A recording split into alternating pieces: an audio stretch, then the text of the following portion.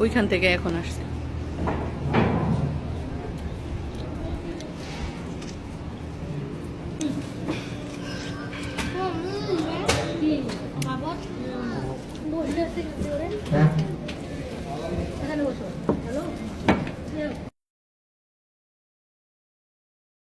তো এরই মধ্যে আমরা পরিবারের সবাই একসাথে হয়ে গেছি, যদিও আগে পরে আসা হয়েছে। তো একটু একটু করে রান্না চলছে আর একটু একটু করে খাবার পরিবেশন করা হচ্ছে, কারণ আমরা গরম গরম খাবো।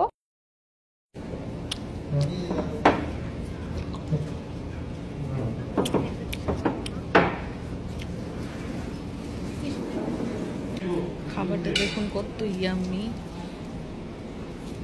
বিসমিল্লাহ করুন। এখানে একটা এক্সট্রা আছে বুঝলেন?